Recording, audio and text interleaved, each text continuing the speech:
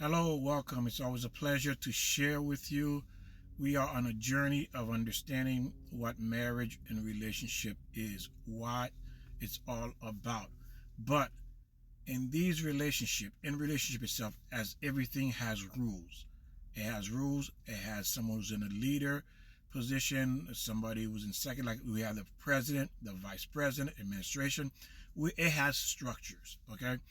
Life here has structure, like God. God is the leader. He runs everything, and we are the creation, and he puts rules in place for us to follow. And everything has rule. But the one that is the most important is marriage, because marriage is the foundation of the world, of creation. Okay? It is the foundation. It is the core of this existence that we have here. Now, the topic is why men do not want to get married anymore. Now, I've heard, first, let's look at this. We remove God out of the equation. Man has removed him, women has removed him. Both party wants to do their own thing. Anytime you decide to do things your way outside of God, there's consequences. You will never win. You're simply going to suffer. That's the bottom line. It's only suffering involved. Unless you like suffering, then you're in the right place. But the question is this: why men will not marry you, or they don't want to marry at all? So let's say, of course, we took God out of it. Now let's look at the physical structure, man structure, that in place for marriage. Okay, when a man goes through divorce, he gets completely destroyed in a divorce. And when a man reaches a certain age, 40, 50, 60 years old, it's almost impossible for him to restart his life again. And there's nothing more or greater shame of loss of manhood is when a man is at his 50s and he has to go back to his mother, or he can't even afford to live on his own. That is a very disappointing position for a man to be. And not only that, also the marriage fails. So he can't take care of himself, marriage fails. And the court takes everything from him. He becomes the villain in this relationship once the divorce goes through. So a man is not going to put himself through that, at least a smart man. He's not going to do that because he knows the stakes are too high. And this is something he cannot afford, because all of us is worrying about retirement, what it's going to be like. So the man is an endangered species when it comes to retirement, because he will not have anything to retire with. Because why? You as women, of course, it's not all of you 100% guilty of this, men too, is when you divorce and you cause complete destruction of a man in the court system, he will never be the same again when it comes to marriage. Marriage won't even cross his mind. And because you have listened, ladies, to Satan, Satan has whispered into your ear, and you bought that idea that you divorce him and you get everything you can get from him. You get the house, the car, the kids, the pension, the bank account. You split. You don't even split it half and half. You take everything. You just completely wipe him out. And that's exactly what Satan wants you to do. He wants you to push men to a point where they don't want to think about you. But if they do, this is what they want. They're looking for a woman who is soft, that's willing to yield, that's willing to allow him to become the leader again, to lead. Because a man does not feel like a man if he's not leading. Okay? Because that's his role in this world. When you decide to clip the man, to remove him from leadership, he doesn't feel the same. And when he looks at you, if you disrespect him, whether in private or in public, he will never feel the same about you. Even though he forgive you, it's always going to be in back of his head. And anytime you see a woman that respects him, he's going to be thinking about her. Oh yeah, he's going to be thinking about her. Why? Because she's the ideal woman that's in his mind. That's the ideal woman, that who he should be with. A woman that respects him. Even though you may disagree with him, but you should never, ever disrespect him. And God forbid you end up getting divorced. But what's happening is, when men listen, and that includes myself, to a woman, say, I don't need a man, I mean, the moment you say that, I'm gone. Because I already know where you're going with that. And I know what will happen if I get with you and it doesn't work out. You could probably would destroy me. Why? Because you have listened, you become little minion for Satan. Meaning that you ladies work for Satan.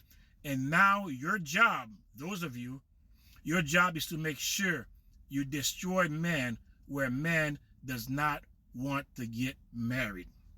And I'm going to show you how beautiful and powerful this is.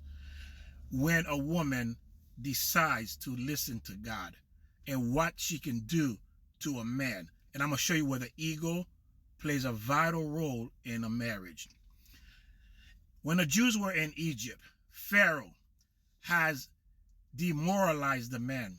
He made the man do the women work and the women do the men work. You hear me? He made the man do the women work and the women do the men work. And there was a time where the man did not even want to be intimate with their wife. They didn't want to have children. They didn't want to do nothing because why? They were demoralized. They didn't feel like men anymore. So the woman noticed that the man, their husband, did not want to be intimate with them. They didn't want to bring children into this world. They simply was giving up because why? Their manhood was taken away from them. So what happened? The women was very clever. What did they do? Of course, they never disrespect their husband. They dressed up beautiful after the long day working as slaves. They put on makeup. They put on the lipstick. They beautify themselves. They humble themselves to their husband. And because of that, their husband was willing to be intimate with them and bring children into the world. And God said that the women save the Jewish race because of their deed to entice their man to want to be with them. They were very clever women. They understood. They understood that the Pharaoh was trying to take away their husband manhood from them. So they decide to counteract what the Pharaoh was doing to their husband. They were protecting. That's another way a woman protects her husband. And when a woman understands how powerful she is, a woman, it says that, can make a schmuck into a king and a king into a loser. That's the power of a woman. Can take a nobody, make them into a king and a king into a loser. Because you have that power, the power of being submissive, of understanding, of nurturing, and working with your husband to get him where he can and needs to be. It says a woman is called a home, a wall. What does that mean, a home, a wall? Because wherever you are, that's where a home is. Wherever you are the wall that protects your family, the woman. So you see, when you decide not to be that, when you decide to be that bulldozer to break through that wall, to tear down that house, the man does not want to get married. Because a man can tell by your action, by your words, by the way you conduct yourself, that whether or not you are safe to build a home with. If you want that, of course, this has to be a woman and a man that decides to follow the way of God.